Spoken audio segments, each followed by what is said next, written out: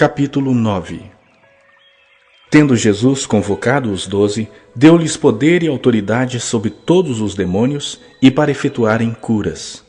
Também os enviou a pregar o reino de Deus e a curar os enfermos. E disse-lhes: Nada leveis para o caminho, nem bordão, nem alforge, nem pão, nem dinheiro. Nem deveis ter 2 túnicas. Na casa em que entrardes, ali permanecei e dali saireis. E onde quer que não vos receberem, ao sairdes daquela cidade, sacudi o pó dos vossos pés em testemunho contra eles. Então, saindo, percorriam todas as aldeias, anunciando o evangelho e efetuando curas por toda parte.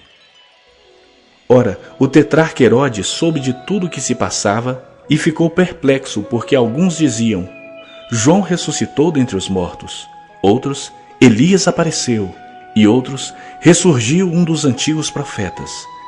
Herodes, porém, disse: Eu mandei decapitar a João. Quem é, pois, este a respeito do qual tenho ouvido tais coisas? E se esforçava por vê-lo. Ao regressarem, os apóstolos relataram a Jesus tudo o que tinham feito, e, levando-os consigo, retirou-se à parte para uma cidade chamada Betsaida. Mas as multidões, ao saberem, seguiram-no. Acolhendo-as, falava-lhes a respeito do reino de Deus e socorria os que tinham necessidade de cura. Mas o dia começava a declinar. Então se aproximaram os 12 e lhe disseram: Despede a multidão para que, indo às aldeias e campos circunvizinhos, se hospedem e achem alimento, pois estamos aqui em lugar deserto. Ele, porém, lhes disse: Dai-lhes vós mesmos de comer. Responderam eles: Não temos mais que 5 pães e 2 peixes, salvo se nós mesmos formos comprar comida para todo este povo. Porque estavam ali cerca de 5.000 homens.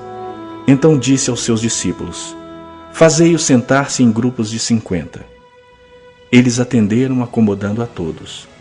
E tomando os 5 pães e os 2 peixes, erguendo os olhos para o céu, os abençoou, partiu e deu aos discípulos para que os distribuíssem entre o povo. Todos comeram e se fartaram, e dos pedaços que ainda sobejaram, foram recolhidos 12 cestos. Estando ele orando à parte, achavam-se presentes os discípulos, a quem perguntou: Quem dizem as multidões que sou eu? Responderam eles: João Batista, mas outros, Elias, e ainda outros dizem que ressurgiu um dos antigos profetas. Mas vós, perguntou ele, quem dizeis que eu sou? Então falou Pedro e disse: És o Cristo de Deus. Ele, porém, advertindo-os, mandou que a ninguém declarassem tal coisa, dizendo: É necessário que o Filho do Homem sofra muitas coisas, seja rejeitado pelos anciãos, pelos principais sacerdotes e pelos escribas, seja morto e no 3º dia ressuscite. Dizia a todos: Se alguém quer vir após mim, a si mesmo se negue, dia a dia tome a sua cruz e siga-me. Pois quem quiser salvar a sua vida, perdê-la-á. Quem perder a vida por minha causa, esse a salvará. Que aproveita ao homem ganhar o mundo inteiro, se vier a perder-se ou a causar dano a si mesmo? Porque qualquer que de mim e das minhas palavras se envergonhar, dele se envergonhará o Filho do Homem, quando vier na sua glória e na do Pai e dos santos anjos. Verdadeiramente vos digo, alguns há dos que aqui se encontram que de maneira nenhuma passarão pela morte, até que vejam o reino de Deus. Cerca de 8 dias depois de proferidas essas palavras, tomando consigo a Pedro, João e Tiago, subiu ao monte com o propósito de orar. E aconteceu que, enquanto ele orava, a aparência do seu rosto se transfigurou e suas vestes resplandeceram de brancura. Eis que 2 varões falavam com ele, Moisés e Elias, os quais apareceram em glória e falavam da sua partida que ele estava para cumprir em Jerusalém. Pedro e seus companheiros achavam-se premidos de sono, mas, conservando-se acordados, viram a sua glória e os 2 varões que com ele estavam. Ao se retirarem esses de Jesus, disse-lhe Pedro: Mestre, bom estarmos aqui.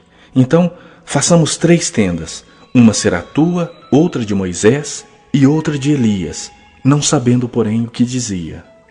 Enquanto assim falava, veio uma nuvem e os envolveu, e encheram-se de medo ao entrarem na nuvem. E dela veio uma voz dizendo: Esse é o meu filho, o meu eleito. A ele ouvi. Depois daquela voz, achou-se Jesus sozinho.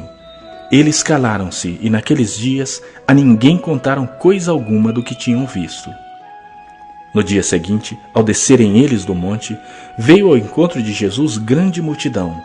E eis que dentre a multidão surgiu um homem dizendo em alta voz: Mestre, suplico-te que vejas meu filho, porque é único.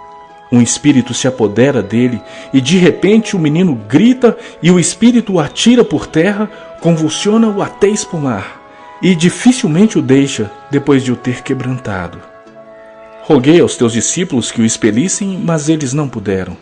Respondeu Jesus: Ó geração incrédula e perversa, até quando estarei convosco e vos sofrerei? Traze o teu filho. Quando se ia aproximando, o demônio o atirou no chão e o convulsionou. Mas Jesus repreendeu o espírito imundo, curou o menino e o entregou a seu pai.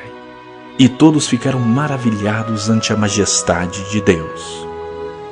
Como todos se maravilhassem de quanto Jesus fazia, disse aos seus discípulos: Fixai nos vossos ouvidos as seguintes palavras: O Filho do Homem está para ser entregue nas mãos dos homens.